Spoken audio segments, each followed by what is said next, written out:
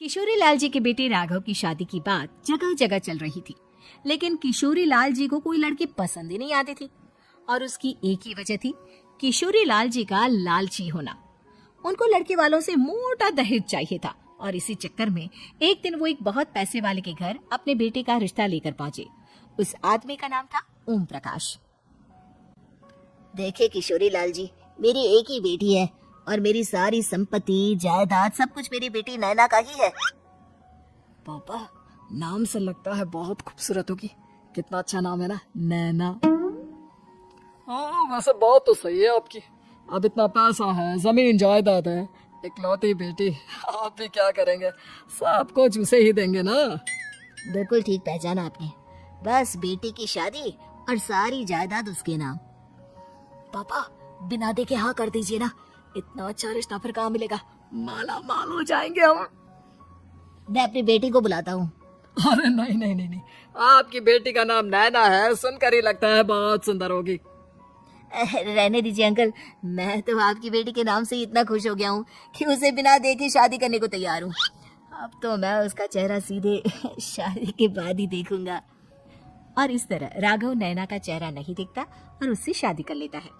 शादी के बाद अपनी सुहाग रात पर जब राघव नैना का घूंघट उठाकर देखता है तो नैना की आंखें बंद थी। कितनी खूबसूरत हो तुम नैना, जरा अपनी आंखें खोलकर मेरी तरफ देखो तो सही। नहीं, मुझे शर्म आती है। अरे, मैंने तुम्हें शादी से पहले भी नहीं देखा, और अब अगर तुम आंखें खोलकर मुझे देखोगी भी नहीं तो मुझे अच्छा कैसे लगेगा? इससे पहले कि नैना अपनी आंखें खोलकर राघव की तरफ देखती, अचानक से लाइट चली गई और राघव नैना को पूरी तरह से देख भी नहीं पाया। अगली सुबह नैना राघव के लिए नाश्ता बनाकर लेकर आई। अरे ये क्या, आधा पराठा सीका हुआ है और आधा बिल्कुल कच्चा। ये तुमने क्या किया नैना? बहू, तुमने क्या आधा पराठा तवे से नीचे लटका कर रखा था, जो आधा सिका है और आधा कच्चा? मुझे जितना दिखेगा उतना ही तो सीखूंगी ना पापा जी। जहाँ जहाँ मुझे नजर आ रहा था वहाँ मैंने सीख लिया, जहाँ जहाँ नहीं दिखा वहाँ कच्चा रह गया होगा। इसका क्या मतलब है? ये कैसा मजाक कर रही है तुम? अरे बहू, तुमने इतना लंबा घूंघट क्यों लगाया हुआ है? देखो, हमारे घर में बहुओं को बेटी की तरह रखा जाता है, और फिर तुम तो इतना सारा माल लेकर आई हो। देखो, ये घूंघट डालकर रखने की कोई जरूरत नहीं है। हाँ नैना, पापा जी ठीक कह रहा है, तुम तो आराम से रहो, अपना ही घर समझो। नैना अचानक से अपना घूंघट उठा लेती है।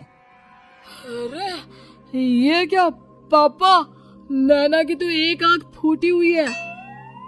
नाम से नैना, लेकिन ये तो कानी बहू निकली। मेरे साथ धोखा हुआ है, धोखा। बिना दिखाए अपनी कानी लड़की मेरे संग ब्याह दी।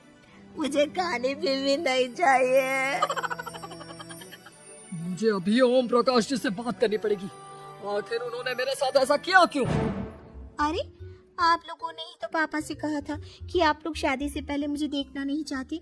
अब मेरे पापा पर क्यों इल्जाम लगा रहे हैं? अरे लेकिन उन्हें बताना तो चाहिए था ना कि तुम कहानी हो, एक आंख से तुम्हें दिखाई नहीं देता। अगर आपको मजेदार कार्टून और जिंदगी की सीख वाली कहानियाँ पसंद है तो कानी बहू चैनल को जरूर सब्सक्राइब करें, बेल आइकन को जरूर दबाएं।